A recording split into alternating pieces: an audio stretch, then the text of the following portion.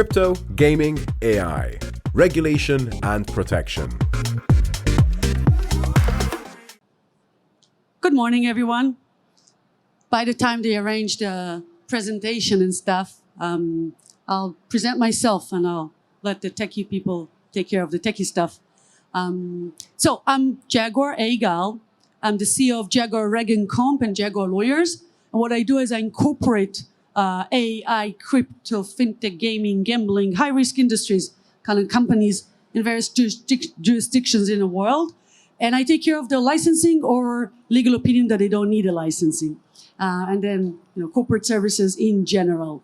So I will start with talking about what you see right now, artificial intelligence in general. I'm not going to give you a presentation of how wonderful AI is because it's been talked about in the last year very lengthily. But what I'll be talking about is my part in that, is how regulation comes into part with that when companies are using AI for their products and services. What are the risks? And of course, how to protect, because this is what I do, serve and protect. So if you'd like to, we'll scan this later. And let's talk about just whoever was not here for the last year and a half. If you just arrived from the moon, I'll just say, everyone, that go read about it. AI is here as if in the times of the internet was invented. It's taking over. It's not going to take over. It is taking over technology, communication, professionals, operations everywhere. And this is just to give you a clue about the month that they've taken each activity and company to get into, to have 1 million users compared to, and Twitter was the fastest, compared to AI, which is taking just a month or so. So it is quite amazing. You should be interested into it absolutely as of now already. So assuming you've been here in the last year and a half and you've heard a lot about AI and what's great about it, it has very interesting and challenging risks and hazards that we can analyze and then deal with. It has jailbreaks. Jailbreaks is the way that you correspond with it. We call it prompting, in a sense that you'll get the results that the programmers and people who have programmed the models did not mean for you to get. For example, malicious acts, unlawful acts, criminal or biased or discriminative ones. Security, of course, data privacy comes into place very well. We in Europe are the best to deal with AI regulation among all nations and all countries because we are very well versed with the GDPR, the data privacy regulations already. So we are, fully exhausted on GDPR. We are highly prepared for the new AI Act, European AI Act, much more than any other countries. And the US is chasing us to succeed and be first, but they won't make it. And there's a lot of IP challenges and misinformation, which we know about. Fake information exists already, and we have bots all over. But with AI, it can sound and look a lot more real. So the tools to screen out fake information and fake news, etc., it will be much more hard to operate that way. So I'm going to talk about, very focused, about, as much as I can in my keynote speaking, about how AI affects specifically gaming, gambling, betting. I'm separating betting and gambling on purpose, and crypto regulation altogether. So, first part, we know that with gaming, the architecture, the operation, the programming, the whole gameplay, the whole monetization, the whole business of it relies very heavily on anticipate future outcomes. And we could be right, we could be wrong. We know that the bank is always right. That's the rule. But anticipation and statistics are key over here. And using AI, which relies heavily on statistics based on very large data sets, and therefore much stronger, is very relevant over here as well. And game design is an odd setting. AI affects that quite a lot. And even when we as operators, partners, affiliates, developers, marketers, whatever, when we do our gaming design and games designs, etc., and marketing and sales, if we use AI, and we will, unless we already do, then we need to take into account much regulation that we haven't taken into account so far. Risk management is a major part of gaming design, and profiling.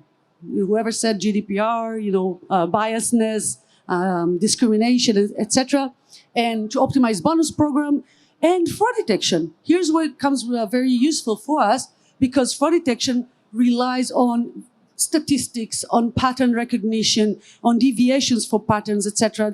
It's a technical knowledge that is very statistically based, which is perfect for AI models and engines to use. For gambling, if we use AI, it is pretty obvious that we enhance user experience, and therefore we enhance revenues. But not only that, we can also reduce, and we do, reduce labor costs. We automate them, and we make sure the responses that we're giving are regularly adequate and complying, so that we won't have personal customer service people that might make mistakes and get the wrong answers, which could be very unpredictable. Humans are unpredictable, unlike computers, we know that. So we have a lot more accurate KYC, being able to automate documents verifications, facial recognition, and I'm putting a note on facial recognition. It has a lot to do with privacy and profiling. It takes a whole lecture by itself, which we're not going to be doing over here. Taking this more forward into betting, specifically betting. Many times we rely on calculating the speed and trajectories of players. It doesn't matter if it's horses, cars, athletes, or whatever, to predict any occurrences. And then the ability to correct live on real time, those results relies heavily or can be benefited heavily using AI. And then we could also use that to prevent match fixing cases. So we can limit fraud that way, prevent money laundering. Prevent is a big word, but at least limit money laundering, I would say honestly. And then encourage responsible gaming, which is a major part of our license requirements all the time, everywhere, and the way the regulators look at us. Crypto, it will and it is bringing again the redefinition, re-examining of all the definitions we need in crypto, in which the financial and the legal ones are not set for the new technology. So we might have to revise again the securities definition, which we haven't since Howey test in the 30s or 50s or so, and property ownership. If we are relying still on proof of work in several of the currencies, we'll have to see whose work is that. Is that an AI work? Is that the owner's work, etc.? Data collection, and of course, there's AI-created cryptocurrencies as well, which are a great combination of both areas. So I'm going to run very quickly on, we have several risks that are part of Annex 3 of the proposal, the EU Act proposal. Bear in mind, it's still a proposal, and I'm skipping those just to show ourselves why should we care. The reason we should care is that if we're doing any part of those three elements on the left side, which have all have a euro red sign to them on purpose, we are facing huge amount of fines that are very similar to the GDPR ones. And that is a great negative incentive for us to comply with AI regulation as well. Bear in mind, it's a suggestion yet, but it is going to happen. Just like the GDPR, it happened nevertheless, the objections that we've had all over, but it is happening. So, several steps to defend from that and analyze that, get the gaps, rate it, apply the relevant regulation, monitor it ongoingly, comply, update that, and then we get the benefits of saving all those fines. So, I was speaking as quickly as I could on time. So, this is me, Jaguar Reg&comp, If you prefer QR scanning, you can get my website and my socials. And please ask any questions that you like before or after, because questions make us better, even if they are very hard.